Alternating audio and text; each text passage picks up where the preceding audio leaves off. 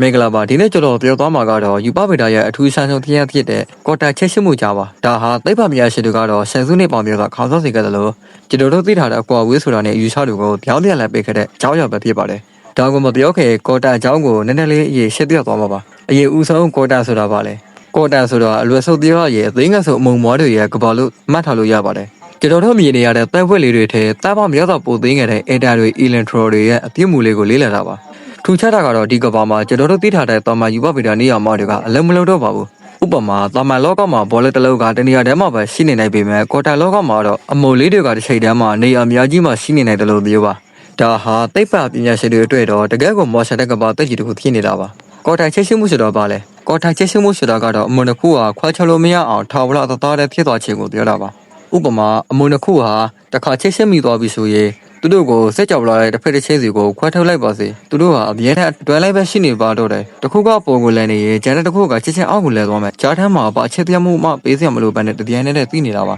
ဒါဟာအလေးထိတာပုံမြင်တဲ့ရှစ်သွမှုတွေဖြစ်လို့ Einstein ကိုယ်တိုင်တော့အော်ခရရတာဖြစ်ပါတယ်ကွာတာချက်ချင်းမှုဆိုတာအလွယ်ဆုံးဖြစ်အောင်အာဆာဒန်တစ်ခုနဲ့ဥပမာပေးအောင်ကျွန်တော်ရှိမှာအချိန်ချင်းချက်ရှစ်ထားတဲ့အာဆာဒန်တစ်ခုရှိတယ်ဆိုပါစို့အဲ့ဒီအာဆာဒန်တစ်ခုကိုခွဲလိုက်မယ်တစ်ခုကိုမြန်မာပြည်မှာထားခဲ့ပြီးကျန်တဲ့တစ်ခုကိုလက်ကပေါ်ပို့လိုက်မယ်ထူးခြားတာကသင်္ကားမြန်မာပြည်မှာရှိတဲ့အာဇာဒုတ်ကိုခောက်လိုက်လို့6ခဏကြောက်သွားတာနဲ့တပြိုင်နက်လက်ကပေါ်ပေါ်မှာရှိတဲ့အာဇာဒုတ်ကလည်းဘယ်သူမှတော့မခောက်ပဲ6ခဏချစ်ချစ်ဖြစ်သွားတာပါဒါကိုချစ်ချစ်လက်ငယ်ဖြစ်ပြတာလို့ခေါ်ပါတယ်ကြားထဲမှာဘာဖုတ်လိုက်မှလည်းမရှိဘူးဘာအကျိုးမှလည်းမရှိဘူးတပ်ပေမဲ့တစ်ခုမှဖြစ်ပြတဲ့မြောက်ကိုနောက်တစ်ခုဆက်ကြောက်လာရှုံးမှရှိနေပဲဆိုချစ်ချစ်သိနေတော့သေးပါဒါကိုကပောက်ကျော်သိပ္ပံပညာရှင်ကြီး Einstein ကလုံးဝလက်မခံခဲ့တာပါ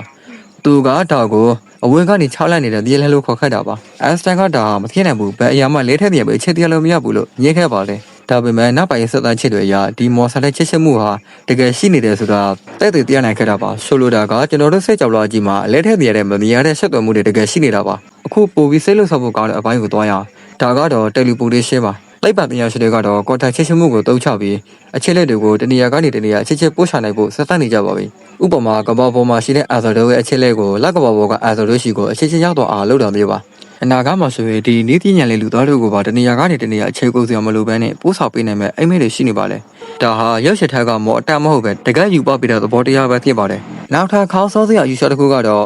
မာတီဘက်ပါ။အချို့ယူပပြီးတဲ့ပညာရှင်တွေကတော့ကျွန်တော်တို့ရဲ့အာဇာဒုတ်ကိုမြန်မာပြည်မှာခေါက်လိုက်လို့6ခဏကျော်သွားချိန်မှာ6ပြည့်စစ်ကြော်လာတစ်ခုမှာတော့အဲ့ဒီအာဇာဒုတ်ကတိတ်ခဏကြောက်နေနိုင်တယ်လို့ဆိုပါတယ်ဒီကွန်တက်ချက်ရှင်းမှုကတည်းကကျွန်တော်တို့ဟာတခြားပြည့်စစ်ကြော်လာတွေနဲ့တောင်ရှစ်သွယ်နေတယ်ဆိုတဲ့အယူဆတွေရှိနေတာပါဒါဟာကျွန်တော်တို့နေထိုင်တဲ့ကမ္ဘာကြီးကကျွန်တော်တို့ထိထားတာတဲ့အစပေါင်းမျိုးဆိုပူပြီးရှားကျင်နေတယ်ဆိုတာကိုပြနေတာပါဒီကွန်တက်ချက်ရှင်းမှုကိုတုံ့ချပြီးသိပ္ပံပညာရှင်တွေကတော့ကွန်တက်အင်တာနက်တွေကိုတိဆောက်ဖို့ကြိုးစားနေကြပါပြီဒါဟာဟက်ကာတွေဟယ်လိုမီယာတဲ့လှုပ်ချော်ရည်နဲ့အလေးထက်မြတ်တဲ့ရှစ်သွယ်ရည်ကိုပေးနေမှာပါကဲတငယ်ချဲလို့ရောဒီလိုမမြင်ရတဲ့ချက်ချင်းမှုတွေရှိနေတယ်ဆိုတာယုံကြည်ကြပါသလားအကယ်၍သေတာအဝိကရတစ်ခုကိုချစ်ချစ်ထိတ်ချုံနေရင်ဘာလို့ချေပါသလဲကွန်မင်းမှာရေးခဲ့ပါဦးကျွန်တော် channel မှာယူပဗေဒကြောင်းတွေ2026သိပ္ပံဆောင်ပါတွေကိုအမြဲလိုပါတော့ပြပြီးတော့တက်ရှစ်ပေးနေတဲ့ channel တစ်ခုသိရပါတယ်ကျွန်တော် channel ကိုသဘောကျရင် subscribe လုပ်ဖို့တိုက်တော့ပါလားဗျအားလုံးကိုနောက်ထပ်ဗီဒီယိုမှာကြည့်တွေ့ရအောင်အားလုံးပဲကျေးဇူးတင်ပါတယ်